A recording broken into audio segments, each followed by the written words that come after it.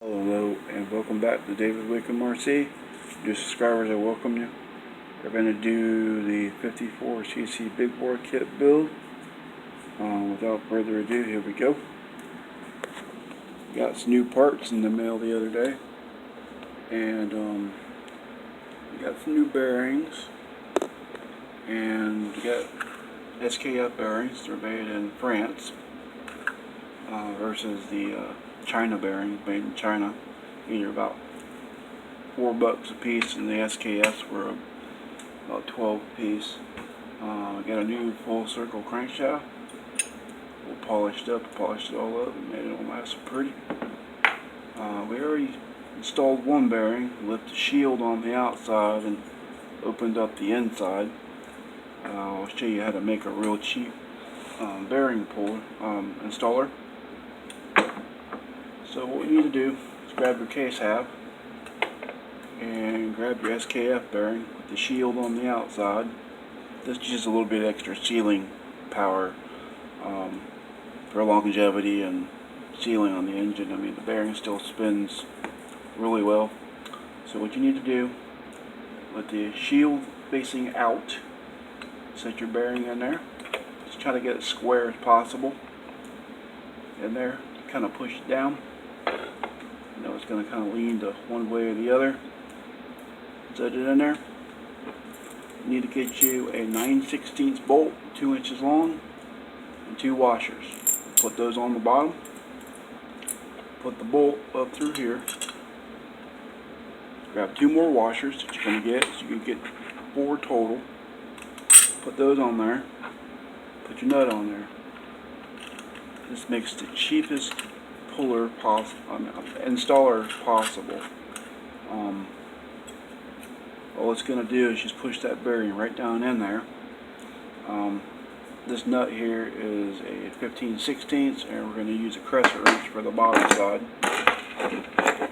Put your crescent wrench on the bottom side, like this. Put your 15/16 over here. Actually, sorry, right for it though. Like this. Move it down. You don't want to pull it until it gets. You just want to pull it until it gets tight. Don't pull it any more than that. So you just go around a couple times, like this. There. You see it driving the bearing in there. See, driving the bearing in there. Going down in there, and it stopped. Don't go anywhere further than that. If you do, you're going to crack the case. So what you do is you go backwards this way, undo it, then take your nut off, take the washers back off, and install that bearing perfectly without banging on it. If you bang on bearings, it's going to ruin them. Do not do that. Do not put this on the vise and bang on this thing. If you put this flat down like this, you take a socket and you hit that, you're going to fracture this case anywhere. I didn't put any load on the bearing. You just pushed it in there. The bearing's nice and smooth. Then we can move on. Next thing we're going to do is we're going to put our pins in, our case pins in here. But before we do that, we're going to put some Permatex MotoSeal gasket maker. It's fuel resistant. This is especially for 2-cycle engines. You can use it on the case halves. You can use it on the back for the reed valve setup. And you can use it on the base gasket. I put this on the 47cc engine that I just did, and it works absolutely perfect. Don't want to wait for the gaskets to get here from China. This stuff's about $9, about the same price as gaskets. It's got some warnings on it about cancer, so we're going to use a little paintbrush to put it on. It says to put equal halves on it, parts on it. What we're going to do is we're just going to put a little dab here. It's kind of runny. It stinks to high heaven too. So do it like that. Little paintbrush on there. Kind of get it all up here like this. It kind of gotta let it set up too a little bit. It says to let it set up a little bit. There. And we're gonna go here. Don't get it near the bearing. And don't try to get it on the inside in here. It'll just make a mess, is all what it'll do. Put a little bit more on my brush. Now we're going to do the other side. Kind of got a little sloppy with it, but just want a nice little thin layer. I mean, this stuff's pretty good stuff. It'll seal these case halves up really good. We're not going to put any oil on it right now on the bearings. We're just going to wait for this stuff to set up, and then we'll put in oil in the engine later before we crank it up. Alright. Getting this stuff all over the place like I normally do. Need a little shop towel somewhere on one of my shop rags. Get this shit cleaned up off the stuff here. Damn it. Should have had a little piece of cardboard down. Gotta find a shop rag sometime. Don't want to get it. I normally have everything set up, ready to go, but it is what it is today. Okay. So what we're going to do, take the crankshaft, put the crankshaft down in there, like that. Other side, we're going to put our pins in. If you lose your pins, your case pins, you can use 3/16 roll pins and just cut them in half. That's what we're going to do here today. So you put one over here, like that, and one over here, like that.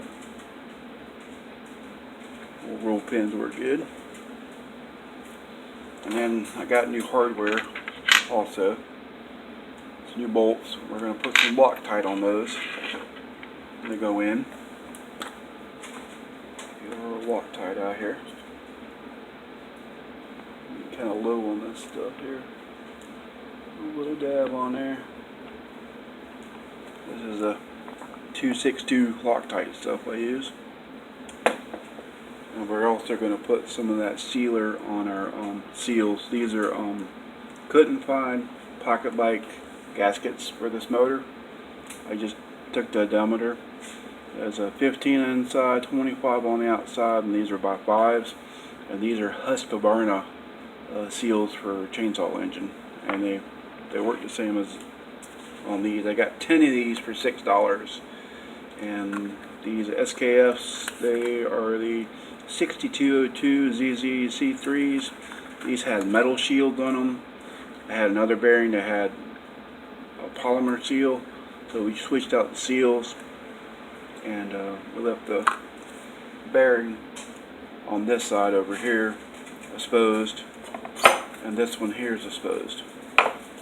So what we'll do, set that down in there like that, and wife just walked by if you see her again. So what we're going to do is we're going to set this case half on this case half, line the pins up, push it on down. And it pushed on down, sealed up. There's a little gap in there right now. There won't be a gap in there before after we tighten it up. We're going to put our new bolts in there. They all go in there, one by one. We get our wrench here. We're going to tighten these up like this. Going to go all the way around. They kind of got to push those roll pins down in there. on both sides. Like this. Just take your time. You don't have to be in a hurry. This stuff doesn't set up too fast. The Loctite doesn't set up too fast either. Just want to take your time with this. Make sure you don't get it in a bind. And then just tighten it up. And once you tighten it up and get all the bolts nice and tight, get them all snug. You can have to check your rotating assembly and she'll make sure it spins okay. Yep, everything's spinning okay. Ooh, has no end play in it whatsoever. So now we're all good together. There's no gap in there. So now you can get out your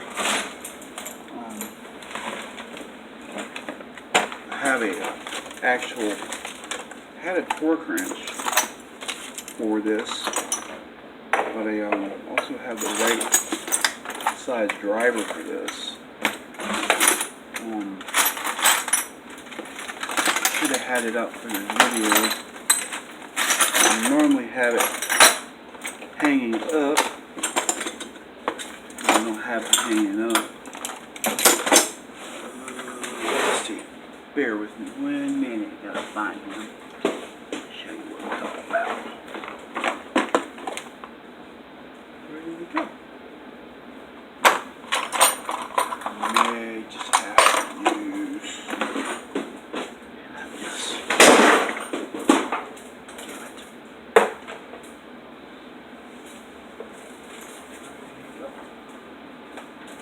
Trying to find my bit. I normally have everything else I need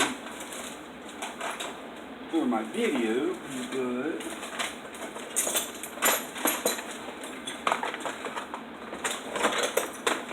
there, mister.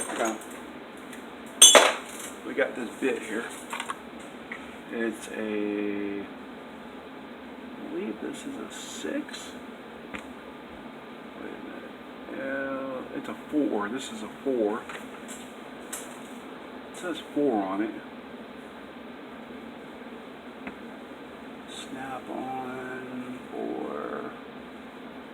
It's just a snap-on 4. This is a 4. What I'm going to do, I'm going to tighten these bearings, these bolts up. Just go crisscross with these. Just kind of pull them snug. Don't pull them too tight.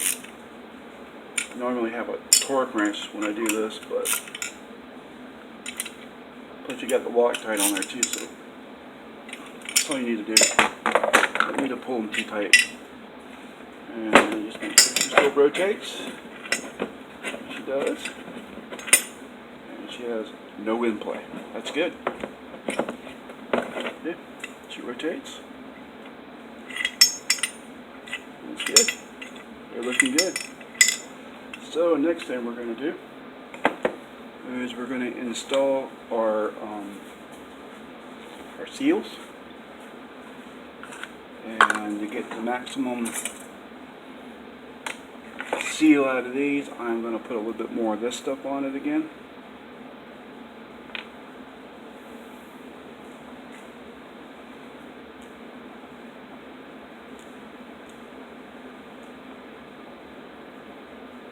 You don't have to do this, but we're here. We're going to go ahead and do it. So what we're going to do, gently go around the outside edge, all the way around. Like I said, you don't have to do this. I'm just doing this just to do it. Put that sucker down on there. I'll push it down in there. And this will actually help it kind of slide in place too. Just push it down just a hair to get it in there like that. We're going to do the back one. Get a little dab of our 2-cycle stuff.